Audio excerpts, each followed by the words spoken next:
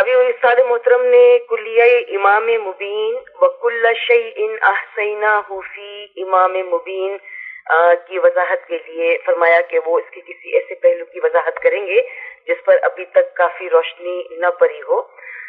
بہرحال میں استاد محترم کے پچھلے جو ایکسپلینیشنز ہیں، کیسٹس ہیں، اور جو کچھ انہوں نے اب تک اس کے متعلق فرمایا ہے اس کے بارے میں تھوڑی سی بات کروں گی کہ وَكُلَّ شَيْءٍ أَحْصَيْنَاهُ فِي إِمَامٍ مُبِينٍ، آپ جانتے ہیں کہ یہ زمانے کے امام کی ایک بہت بڑی تعریف ہے جو قرآن میں موجود ہے، اور اس کی جو اہمیت ہے وہ اس بات سے واضح ہے کہ اس کو قلب قرآن کہا گیا، اور قلب یعنی دل، اور قلب آپ جانتے ہیں کہ فوج میں بھی جو لشکر کی ڈیزائننگ ہوتی ہے، جو لشکر کو کھڑا کرتے ہیں، تو جو سب سے اہم دستہ ہوتا ہے وہ درمیان میں ہوتا ہے اور اس کو قلب کہتے ہیں، اور اگر کوئی دشمن فوج کے اس حصے تک پہنچ جائے جس کو قلب کہتے ہیں تو گویا اس نے جنگ کو فتح کر لیا۔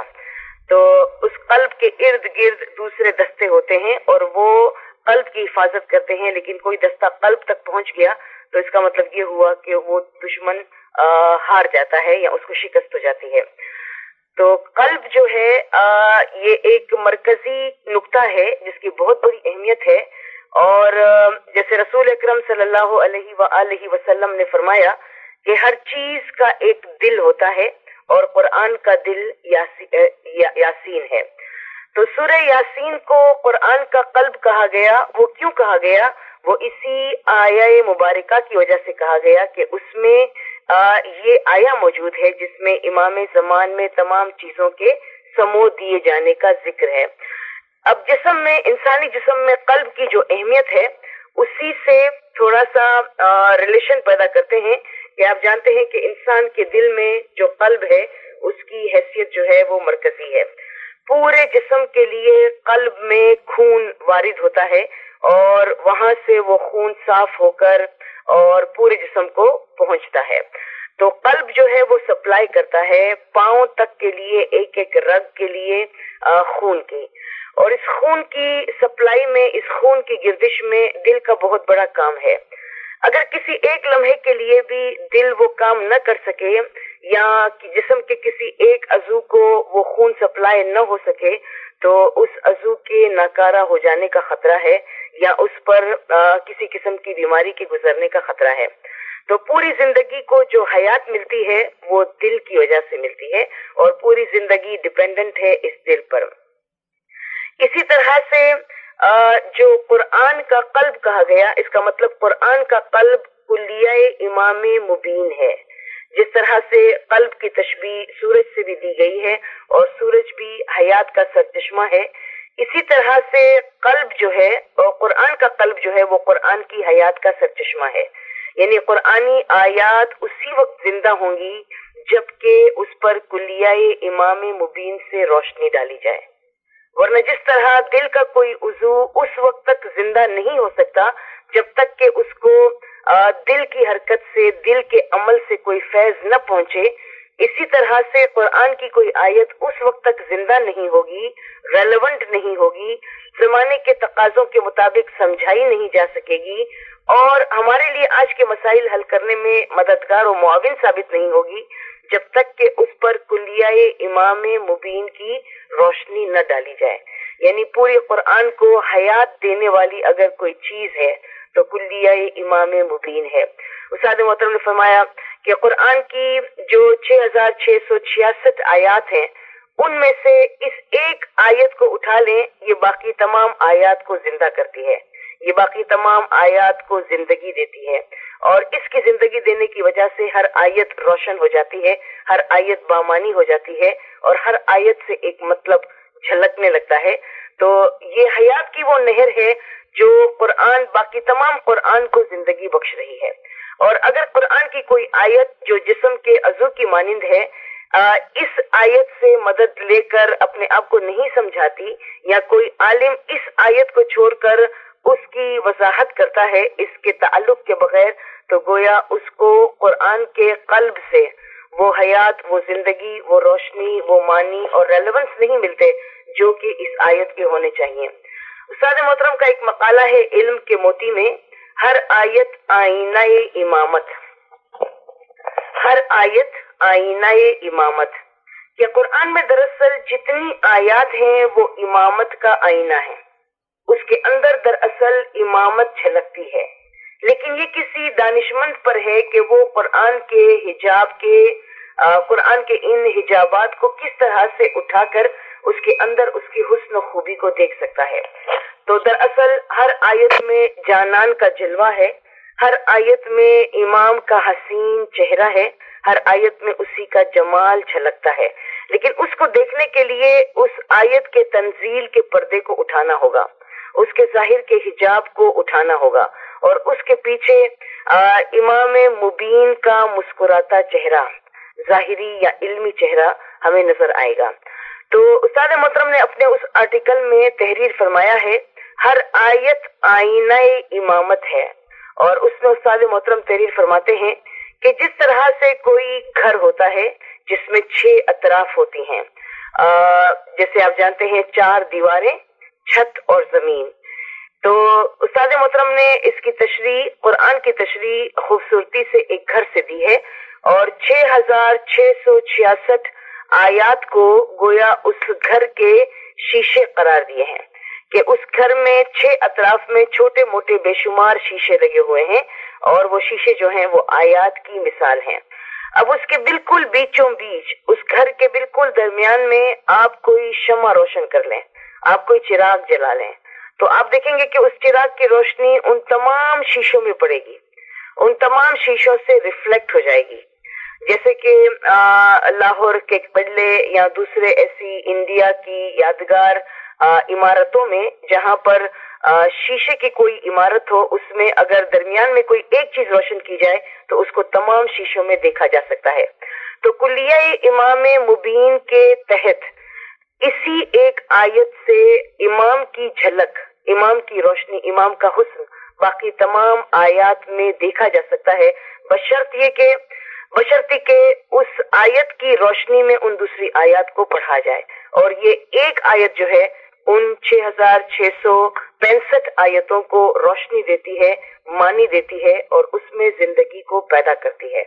تو کلیہ امام مبین کی اہمیت اسی لیے ہے کہ جس طرح دل زندگی کا سرچشمہ ہے، اسی طرح یہ آیت قرآن کی باقی تمام آیتوں کے لیے زندگی کا ایک سرچشمہ ہے، جو ان کو زمانے کے اعتبار سے بامانی بناتی ہے، زمانے کے اعتبار سے اس کے اندر سے خصوصی معنی اخذ کرنے میں مدد کرتی ہے، اور دل کے اس فنکشن کے بغیر ان آیات سے کوئی اس طرح سے فائدہ نہیں لے سکتا جس طرح سے اس سے فائدہ لینے کا حق ہے۔ استاد محترم تشریف لائے ہیں اور میں باقی گفتگو کے لیے ان سے درخواست کرتی ہوں۔ بہت بہت شکریہ آپ کا۔ عزیزان محترم، یہ عالی مدد آپ نے شناز گوہر افشان کی گوہر افشانی کو سنا، ان کی گوہر افشانی قرآن کے بارے میں بہت زیادہ عظیم الشان ثابت ہو جاتی ہے، جن کی علم القرآن تمام علوم کا سردار ہے۔ تو ذکر تھا کلیہ امام مبین کے بارے میں، تو میں آپ سے یہ عرض کرنا چاہوں گا کہ آپ کے پاس فرض کیجئے ایک ڈائمنڈ ہے، اس ڈائمنڈ کے 10 یا 12 یا اس سے کم یا اس سے زیادہ پہلو ہیں۔ آپ ڈائمنڈ کو ہاتھ میں لے کر ہر پہلو کے بارے میں، یعنی ہر فیس کے بارے میں کچھ تذکرہ کرتے ہیں کہ اس میں بہت ہی صفائی ہے، اور اس کی شکل چوکور ہے یا مستطیل ہیں یا مثلث ہیں وغیرہ۔ کچھ دیر کے بعد آپ کا بیان اس مادی اور جسمانی ڈائمنڈ سے متعلق ختم ہو جاتا ہے۔ اگر اس بی جان ڈائمنڈ کی جگہ پر ایک زندہ ڈائمنڈ ہو، روحانیت کا، نورانیت کا، تو آپ ایک پہلو سے متعلق گفتگو کرتے چلے جائیں گے تو اتنے میں اور کئی پہلو اس میں نمودار ہوں گے، تو پھر آپ کا بیان کبھی ختم نہیں ہو سکے گا۔ اس کے علاوہ موجودہ صورت میں جتنے شیعی علماء ہیں دنیا میں اور سنی علماء ہیں، ان سب کو دعوت دی جائے کہ آپ اپنی علمیت کے مطابق اس آیہ شریفہ کی تفسیر بیان کریں، لکھیں یا زبانی تفسیر بیان کریں، تو اس صورت میں ان کے بیانات میں گوناگونی ہوگی اور کوئی نہ کوئی پہلو اگر ایک سے رہ جاتا ہے تو اس کو دوسرا بیان کرے گا۔ تو اسی طرح اس آیت کی ایک بہت بڑی تفسیر بن جائے گی۔ اور دیکھیے عزیزان من، آپ اتنے عرصے سے اس آیہ شریفہ کو کتابوں میں بھی پڑھتے ہیں اور اپنی مقدس دعا میں بھی پڑھتے ہیں، لیکن میں آپ سے عرض کروں، اور حالانکہ اس میں ہماری کوشش بھی آپ کے ساتھ ہے، اس کے باوجود میں یہ عرض کروں کہ آپ نے کلی طور پر اس آیت کو نہیں پڑھا، نہ اس میں کما حق غور کیا، بلکہ آپ آیت کے ایک حصے کو پڑھتے رہے اور ایک حصے کو چھوڑتے آئے ہیں، حالانکہ آیت اسی طرح سے ہے، اِنَّا نَحْنُ نُحْيِي الْمَوْتَى وَنَكْتُبُ مَا قَدَّمُوا وَآثَارَهُمْ وَكُلَّ شَيْءٍ أَحْصَيْنَاهُ فِي إِمَامٍ مُبِينٍ۔ یہ پوری آیت ہے، اور اس سے پوری آیت کو آپ کے اگلے مطالعے کے ساتھ تقابل کر کے دیکھا جائے تو بہت اہم باتیں اس میں رہ گئی ہیں۔ مثلا اللہ کا یہ فرمانا کہ اِنَّا نَحْنُ نُحْيِي الْمَوْتَى، موتا اسمی جمع ہے، مردہ کی جمع مردے ہیں، ہم مردوں کو زندہ کرتے ہیں۔ ہم برائی استفادہ یہ حکمت سوال کریں گے، یہ کس قسم کے مردوں کا ذکر ہے؟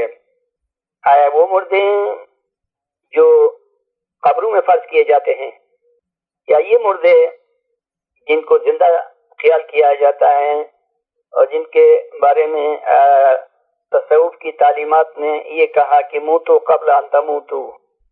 تو یہاں بھی مردوں کی ایک قسم ہے جو زندہ نما مردے کہلاتے ہیں۔ ہم آپ سب ایک حقیقی حیات کے پیش نظر، کہ وہ حقیقی حیات اب نہیں ہے، روح قدسی کی زندگی کے پیش نظر ایک عام معمولی انسانی روح میں ہم جیتے ہیں، تو یہ ہماری حیات جو اس کے سامنے اس کے اوپر کے ترجمہ حیات ہے، اس کے مقابلے میں یہ مردگی ہے۔ آپ تو اس بات کو اور اس حکمت کو آسانی سے سمجھ سکتے ہیں۔ مثال کے طور پر امام اپنے بعض مریدوں کو ایک بول کیوں دیتے ہیں؟ اس عام زندگی سے ایک خاص زندگی کی طرف ترقی کرنے کی غرض سے دیتے ہیں۔ اور چوتھی روح ہے جو امام کا نور ہے، امام کے نور میں زندہ ہو جانے کی غرض سے گول اسم اعظم قاری بزرگ کسی بھی نام سے دیتے ہیں۔ تو اسماعیلیوں کو سمجھانا بہت ہی آسان ہے، کیونکہ ان کا دین ایسا ہے کہ وہ نیچرل ہے، وہ حقیقی ہے۔ تو اس آیت کے شروع میں خدا نے فرمایا کہ اِنَّا نَحْنُ نُحْيِي الْمَوْتَى، بے شک یقیناً اس میں کوئی شک نہیں کہ ہم ہی مردوں کو زندہ کرتے ہیں، یعنی ان لوگوں کو جو زندہ نما مردے ہیں حقیقی روح میں زندہ کرتے ہیں، یہ بولتے ہیں اسم اعظم سے آگے بڑھا کر امام کی نور کی روح میں زندہ کرتے ہیں۔ وَنَكْتُبُ مَا قَدَّمُوا، اور انہوں نے اس زندگی میں جو کچھ اعمال انجام دیے ہیں ان کو ہم ریکارڈ کرتے ہیں، وہ آثارہم، اور مر جانے کے بعد جو پیچھے اچھے کام رہتے ہیں، جو اولاد رہتی ہے، جو ان کے اچھے کارنامے ہیں، جو ان کے اچھے منصوبے ہیں، ان کو بھی ریکارڈ کرتے ہیں۔ تو دیکھا یہاں پر دو قسم کے ریکارڈ کا ذکر ہوا، ایک کہ وہ ریکارڈ جو ایک انسان اپنی اگلی زندگی میں ایک وہ اعمال، اور وہ ریکارڈ جو انسان اپنے اس موت سے پہلے، جسمانی موت سے پہلے یا نفسانی موت سے پہلے جن کارناموں کو انجام دیتا ہے ان کو بھی خدا ریکارڈ کرتا ہے، اور اس کے بعد دنیا میں جو ان کے کارنامے باقی رہتے ہیں ان کو بھی ریکارڈ کرتا ہے۔ تو یہ ریکارڈ کہاں، کس کتاب میں؟ فرمایا کہ وَكُلَّ شَيْءٍ أَحْصَيْنَاهُ فِي إِمَامٍ مُبِينٍ، نہ صرف انسان کی زندگی کے اعمال کا ریکارڈ، اور نہ صرف اس کے مر جانے کے بعد جو کارنامے دنیا میں باقی رہے ہیں ان کا ریکارڈ، بلکہ زمانہ آدم سے لے کر حضرت خاتم تک پیغمبروں کے معجزات کا ریکارڈ بھی، اور قیامت کے برپا ہونے اور اس کے تمام ہونے کا ریکارڈ بھی، اور کائنات کے پیدا ہو جانے اور اس کی عمر کے خاتمہ ہونے کا ریکارڈ بھی، اور فرشتوں سے متعلق معلومات کا ریکارڈ بھی۔ الغرض خدا کی خدائی میں، یعنی خدا کی بادشاہی میں جتنی ضروری چیزیں ہیں ان سب کا ریکارڈ امامی مبین میں درج ہے، امام کے نور کے احاطے میں۔ تو اس امام کے نور کے احاطے کے کئی نام ہے، ایک تو لوح محفوظ ہے، ایک وہ لوح محفوظ ہے جو عالم شخصی میں ہے جس پر ہم نے مقالہ لکھا ہے خوش نصیبی سے۔ تمام ریکارڈ امام مبین کے تحت۔ اب رہا مسئلہ یہ کہ کس طرح امام مبین قرآن اور اسلام میں دل کا کردار ادا کرتا ہے۔ دیکھیے، اسلام میں جتنے فرقے ہیں ان میں زندگی اور بیداری کا مسئلہ کہاں سے پیدا ہوا؟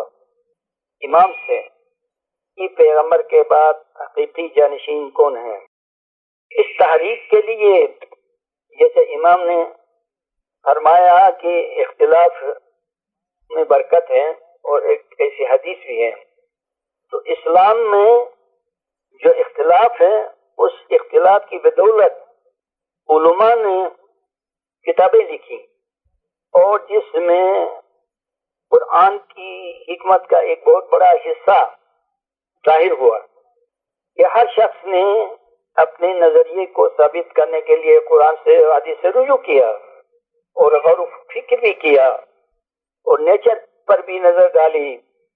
تو اس اختلاف کی وجہ سے بہت سارے علوم ظاہر ہوئے، اور اب قرآن میں غور و فکر کے اعتبار سے اسی اختلاف کی وجہ سے مختلف زاویوں سے قرآن میں دیکھا جاتا ہے، مختلف اینگل سے، کس بنا پر، کس وجہ سے، کس پس منظر سے رسول کے بعد برحق جانشین کون ہے۔ اس مسئلے نے اسلام میں ایک کوشش کی، لہر دوڑائی، ایک جستجو پیدا ہوئی۔ یہ تو اختلاف، لیکن اس اختلاف نے بہت کچھ دیا اسلام کو، مسلمانوں کو، فرقوں کو، اور بہت کوششیں کی گئی، اور جو حق ہے وہ تو حق ہے، لیکن بحث اپنی جگہ پر ہے، اختلاف اپنی جگہ پر ہے، کوشش اپنی جگہ پر ہے۔ تو یہ بھی امام کی برکت ہے، اور اسی وجہ سے اس سورہ کو قرآن کا دل قرار دیا گیا جس میں کلیہ امامت کا ذکر ہے۔ تو اس کلیہ امامت نے اسلام میں ایک تحریک، مومنٹ پیدا کی، اور قرآن کی تفسیر میں بھی، قرآن کے مطالعے میں بھی، تو دیکھا آپ نے کہ امام کی برکتیں کیسی کیسی ہیں کہ بعض برکتوں تک ہماری نگاہ ابھی نہیں گئی ہے. امام ہی کی وجہ سے یہ ساری گفتگو ہے. جس طرح ایک نامور شاعر نے قدیم میں کہا، گر عشق نبودی سخنی عشق نبودی چندین سخنی نغز کی گفتی کی شنودی.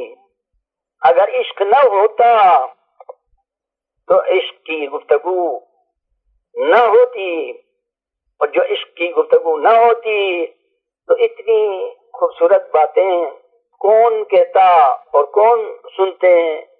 یہ سب کچھ عشق کی بدولت ہے. گر عشق نبودی سخنی عشق نبودی گر عشق نبودی سخنی عشق نبودی چندین سخنی نغز کی گفتی کی شنودی. یہ بہت ہی مشہور اشعار ہیں دو. تو اگر امام کی ذات کے بارے میں اختلاف نہ ہوتا تو اسلام میں اتنی کوششیں کیسی ہوتی کہ ہر عالم نے، ہر مفکر نے، ہر مفسر نے اپنے طور سے ایک تفسیر لکھی، ایک نقطہ بیان کیا، اور سارے قرآن میں کوشش کی، جستجو کی، فکر کی ایک لہر دوڑ گئی. اور اس طرح اسلام میں بھی تو دیکھا آپ نے کہ امام قرآن کے دل کی دھڑکن ہے یا نہیں، اسلام کے دل کی دھڑکن ہے یا نہیں. نیگیٹیولی بھی اور پوزیٹیولی بھی امام ہی سے زندگی کی لہر دوڑتی ہے، قرآن میں بھی، اسلام میں بھی، اور اس میں بہت سی برکتیں ہیں. دوسری بات، اس آیت کے شروع میں نے کہا تھا کہ اس کا ایک حصہ آپ ڈراپ کرتے ہیں. اِنَّا نَحْنُ نُحْيِي الْمَوْتَىٰ، میرے نزدیک یہ قبروں کے مردوں کو زندہ کرنے کی بات نہیں ہے. یہ ان مردوں کو زندہ کرنے کی بات ہے جیسے میں ہوں اور دوسرے ہیں. ان کو جیتے جی ایک نفسانی موت دے کر زندہ کر دینے کی بات ہے، کیونکہ امام شناسی اسی میں ہے. اور وَكُلَّ شَيْءٍ أَحْصَيْنَاهُ کہ امام مبین سے باخبر ہونا بھی اسی موت کے بعد زندہ ہونے میں ہے. اس لیے خداوند عالم نے اشارہ فرمایا اِنَّا نَحْنُ نُحْيِي الْمَوْتَىٰ، ہم ان زندہ نما اور حقیقی روح نہ رکھنے والے مردوں کو زندہ کرتے ہیں. علم میں، معرفت میں، روحانیت میں، نورانیت میں زندہ کرتے ہیں، اور انہی کے آگے بھیجے ہوئے اعمال کو ریکارڈ کرتے ہیں، اور وہ اپنے پیچھے دنیا میں جو کچھ کارنامے باتیں رکھتے ہیں ان کو بھی ریکارڈ کرتے ہیں. اس کا اشارہ یہ ہوا کہ جو امام مبین میں فنا ہو جائے گا وہ اپنے ان اعمال کو دیکھے گا جو اس زندگی سے پہلے اس نے بھیجے تھے آخرت کی طرف، اور وہ اپنے پیچھے جو دنیا میں کارنامے اچھے کام چھوڑ جاتا ہے ان کو بھی دیکھے گا امام مبین میں ہوتے ہوئے. اور امام مبین میں ہر خدائی چیز ہے، ہر عرفانی چیز ہے، ہر علمی چیز ہے، ہر ازلی چیز ہے، ہر ابدی چیز ہے، ہر آسمانی چیز ہے، ہر زمینی چیز ہے، ہر روحانی چیز ہے، ہر مادی چیز کا ریکارڈ ہے. اور علم کا کوئی ذرہ اس سے باہر نہیں ہے. اور اس لیے کہ امام مبین ہی لوح محفوظ ہے. یہ امام مبین کائناتی لوح محفوظ بھی ہے اور عالم شخصی کی لوح محفوظ بھی ہے. تو دیکھا آپ نے کہ کلیہ امامت کی کتنی وضاحت باقی ہے. خوش نصیبی ہے کہ آپ کو اور ہمیں توفیق ملی کہ اس پر ہم دوبارہ غور و فکر کریں.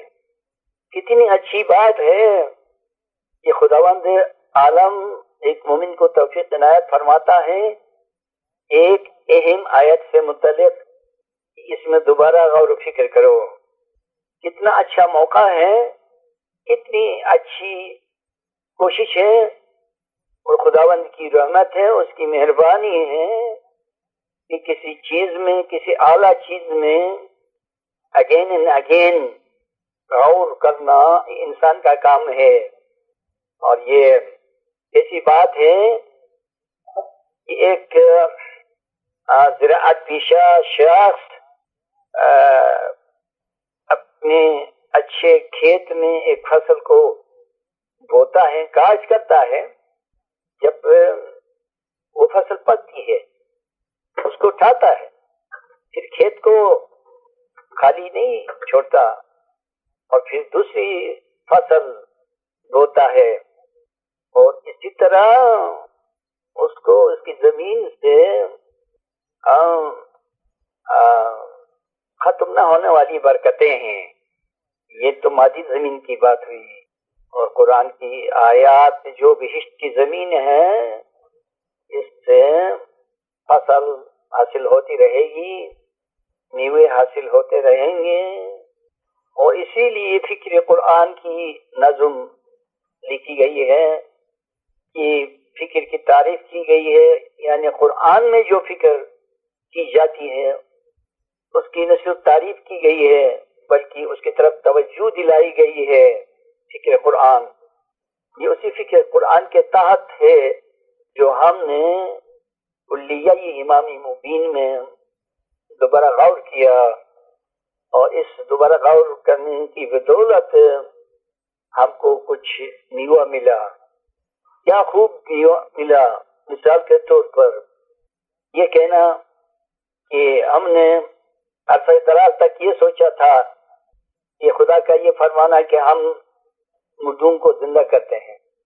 ہماری عقل محدود تھی، وہ یہ سمجھتے تھے کہ ماضی میں جو مر گئے ہیں اور جو قبروں میں ہیں ان کو زندہ کرنے کی بات ہے، اور اصل بات کو ہم بھول چکے تھے. اصل بات یہ ہے کہ موتو قبل ان تموتو کے مطابق زیادہ حکمت، زیادہ فائدہ اور زیادہ راز اس میں ہے کہ ان زندہ نما مردوں کو زندہ کیا جائے. زندہ نما مردے، اس لفظ کا کیا مطلب؟ ایسے مردے جو زندہ دکھائی دیتے ہیں. آپ کو دنیا میں ایسے بہت سے لوگ ملیں گے، ہم خود بھی شروع میں زندہ نما مردے ہوتے ہیں. روح القدس کی زندگی حاصل ہونے سے پیشتر یہ بات. اور جو مومن حقیقت کو قبول نہیں کر سکتا ہے اور اپنی کمزوری کو تسلیم نہیں کرتا ہے وہ ترقی نہیں کر سکتا ہے. مومن کو چاہیے کہ اپنی کمزوریوں کو تسلیم کرے.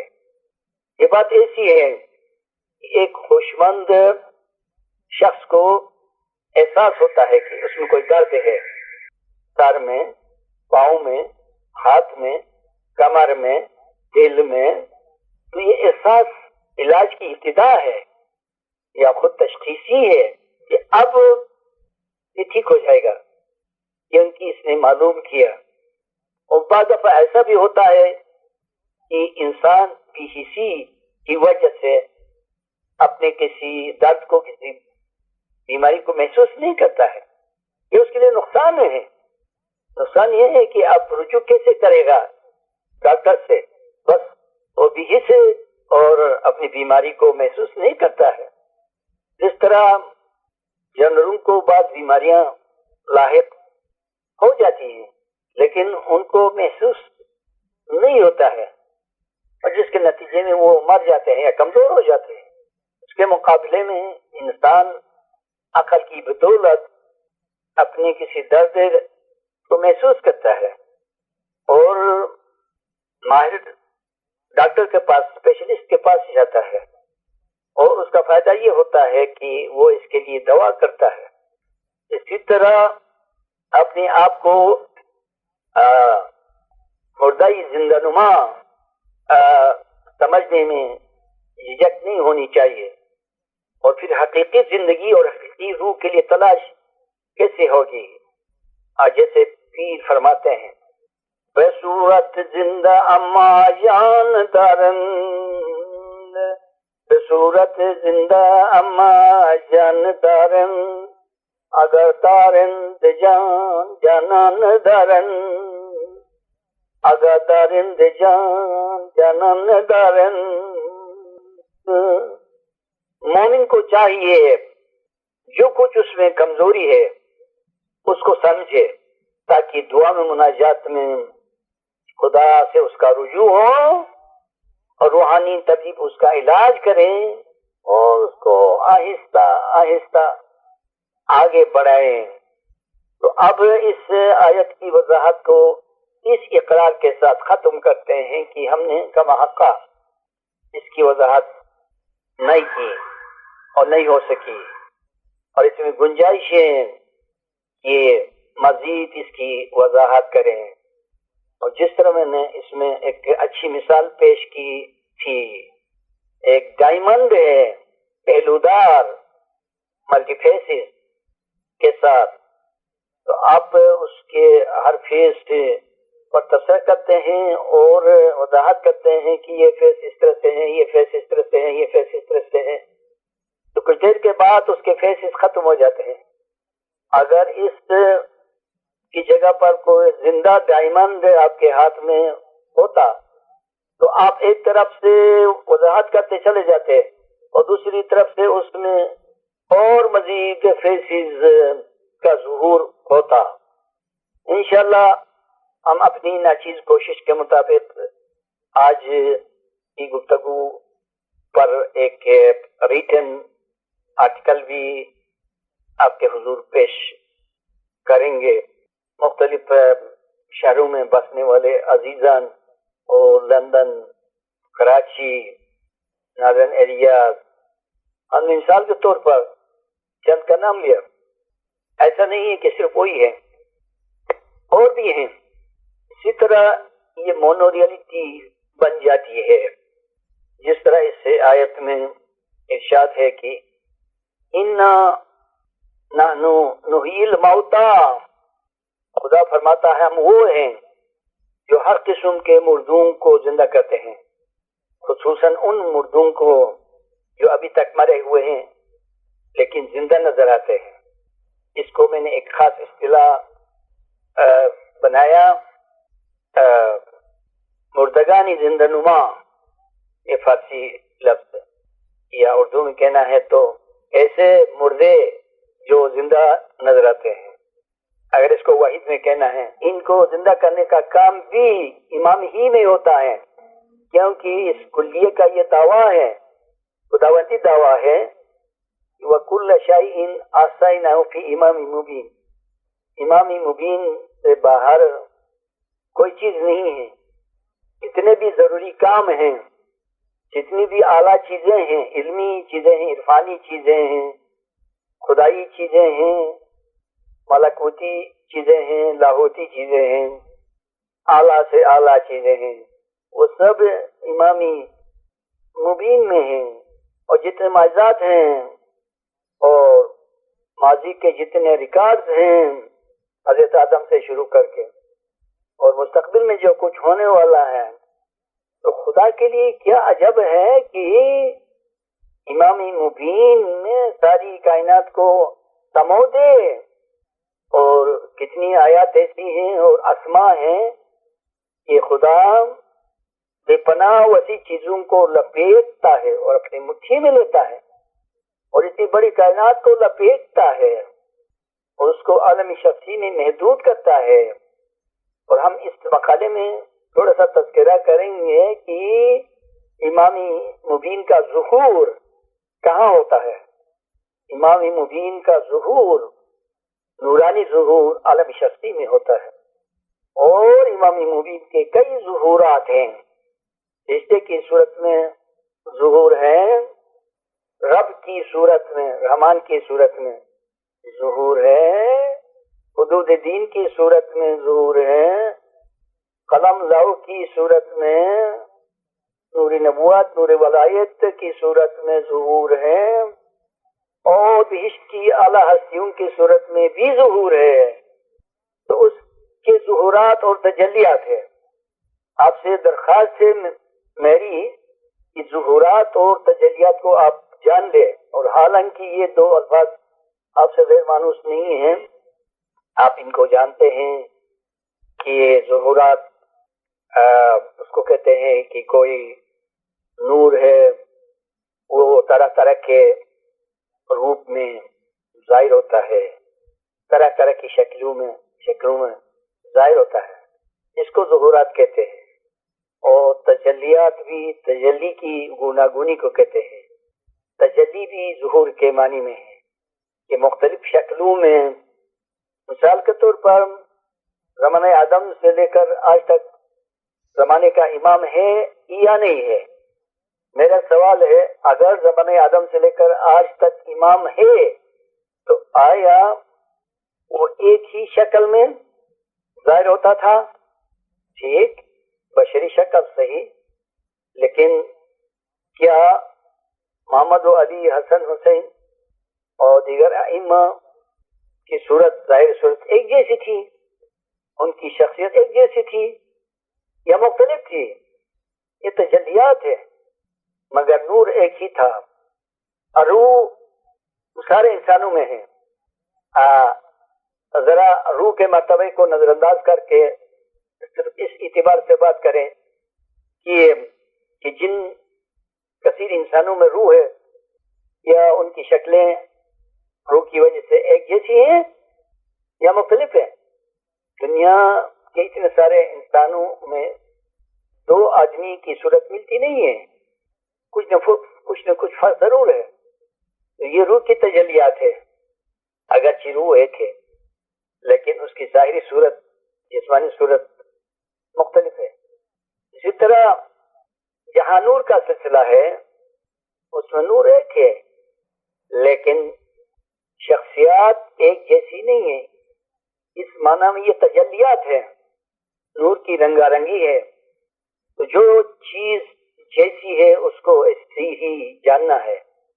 پیغمبر اکرم نے ایک دعا فرمائی حضرت رب العزت سے، اللہم ارنا الاشیاء کما ہی، اے اللہ چیزوں کو ہمیں اس طرح سے دکھا دیں جس طرح کی بحقیقت وہ ہیں۔